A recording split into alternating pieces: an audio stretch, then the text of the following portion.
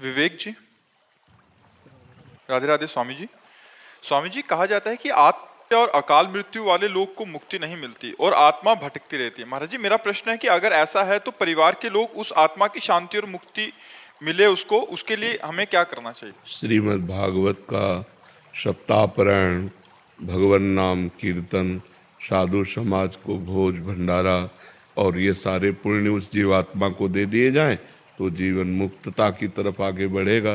नहीं तो आत्महनन, आत्महत्या करने वाले को और जो महत पाप करने वाले जन हैं इनकी अधोगति होती है, प्रेत योनि आदि को ये प्राप्त होते हैं। तो अगर इनके लिए धार्मिक कृत्य ना किए जाएं तो पता नहीं कितने कल्प इनको भटकना पड़ेगा।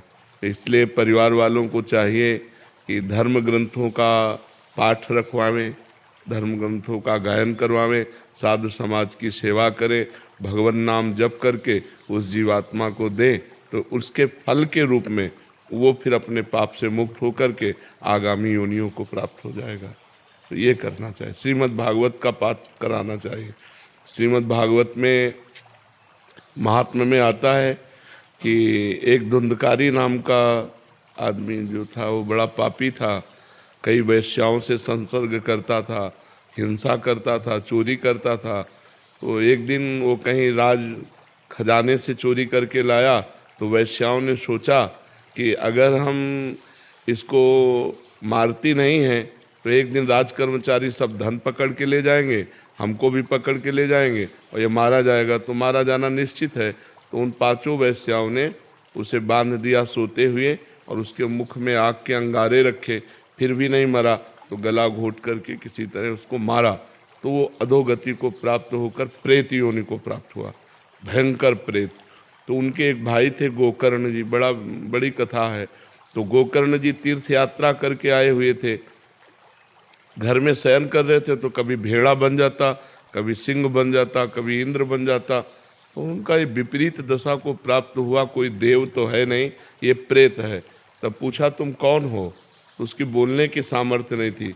तो उन्होंने गायत्री मंत्र जप करके जब उस पर जल छिड़का तो उसके पाप थोड़े नष्ट हुए। तो वो बोला मैं तुम्हारा भाई धुंधकारी हूँ, पाप करने के कारण मैं प्रेत योनि को प्राप्त हो गया हूँ।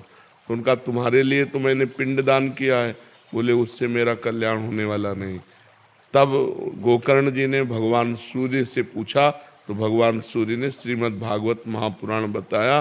तो 7 दिन में श्रीमद् भागवत के श्रवण मात्र से धुंधकारी प्रेत योनि से मुक्त होकर भगवान के पार्षद स्वरूप को प्राप्त हुआ और सबके बीच में विमान आया और बैठकर भगवान के धाम को गया।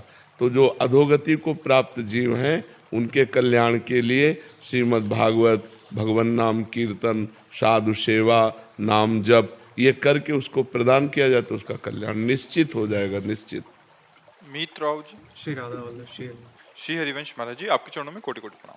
महाराज जी, सत्संग में एक बार सुना था कि जो दीन है वही अनन्य है, जो अनन्य है वही दीन है। महाराज जी, दीन का तात्पर्य होता है अहंकार रहित पुरुष। दीन कोई गरीबी को नहीं कहते। जो ये दैन्य शब्द है अहंकार रहित, भक्तों में बड़ी दीनता देखी जाती है, विनम्रता देखी जाती है, बड़ी शालीनता देखी जाती है, गंभीरता देखी जाती है, वो अहंकार रहित होते हैं। ये अहंकार ही सृष्टि का मूल है जो हमें अज्ञान में फंसाकर, देह भाव में फंसाकर नाना प्रकार के कर्म करवाता है।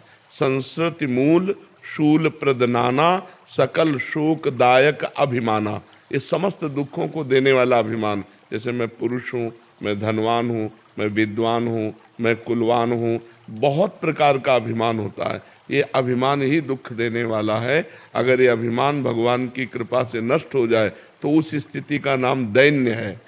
यही दरबार दीन को आदर रीति सदा चली आई। दीनता, कोई अभिमान नहीं, अपने को सबसे छोटा समझना। तो ये दीनता भगवान के भजन से, शास्त्र स्वाध्याय से जब ज्ञान प्रकट होता है तब आती है कि सब में वही राम रमा हुआ है, किससे अभिमान करें, यहाँ भी वही है, सब में वही रमा हुआ है। इसलिए वो दैन्य हो जाता है, अहंकार नष्ट हो जाता है। जब हम दूसरे को देखते हैं तब अहंकार आता है, जब अपने इष्ट को देखते हैं तो अहंकार नष्ट हो जाता है। तो इष्टाकार वृत्ति, भगवदाकार वृत्ति, ये ब्रह्माकार वृत्ति, ये भजन से आती। जितना नाम जप करोगे उतना ही आपके अंदर शुद्ध ज्ञान होगा, और जितना शुद्ध ज्ञान होगा तब उतना अहंकार नष्ट होता चला जाएगा। अहंकार नष्ट हुआ पूरा कि आप जीवन मुक्त हो गए। और उसी अहंकार की नष्ट स्थिति का नाम दैन्यता है। दैन्यम, दीनता। जो भक्ति में वह दीनता, सबके प्रति प्रिय भाव, मधुर भाव, अपने को सबसे तृणादपि सुनीचेन तरोर्यु सहिष्णुना अमानिना मान देन कीर्तनिया सदाहरि। अपने को सबसे तृण से भी नीच समझना और वृक्ष के समान सहनशील होना, दूसरों को मान देना, दूसरों से मान न चाहना, ये भजन करने वालों के अंदर दीनता होती है। तृणादपि सुनीचेन तरोर्यु सहिष्णुना। सबहि मान प्रद आप अमानी। सबको मान देते हैं, लेकिन अगर उनको कोई प्रणाम या मान देने लगे तो मैं योग्य नहीं हूँ, ऐसा उनके नहीं। सबहि मान प्रद आप अमानी। ऐसे प्राणी जगत को पावन करने वाले होते हैं, जिनके अंदर ये दीनता आ जाती है कि मैं तो किसी योग्य नहीं, अधम जीव हूँ, सब में मेरा प्रभु विराजमान है। और सबसे झुक के रहना, ये दीन भाव भक्तों में देखा गया है। बहुत प्रिय भाव, बहुत मधुर भाव, सबको सम्मान देना, आप अमानी रहना, अहंकार रहित, ये भागवतिक गुण है। दीनता भगवान को बहुत प्रिय। ये दरबार दीन को आदर, रीति सदा चली आई। जे दीन प्यारे वेद पुकारे, द्रवहु सुश्री भगवाना। दीन जिसको प्यारे हैं, तो दीन बनना नाटक करना नहीं। जैसे ये नाटक हो सकता है, जब सामने से कोई कहे, अपने को लगे कि हाँ मैं ऐसा है, मैं ऐसा हूँ प्रभु, आप जैसा करेंगे, और अपने को गुस्सा ना आए, तो समझो कि हमारे अंदर दैन्यता जागृत हो। क्योंकि अहंकार रहित पुरुष को फिर क्रोध नहीं आता। क्रोध तब आता है जब अहंकार होता है, अपने में बल का आवेश होता है, तब आता है। या फिर भगवान प्रेरित करें दुष्टों के विनाश के लिए, तो फिर आता है। तो पर वो दैन्य भक्त सदैव अपने स्वभाव में दैन्य ही रहता है।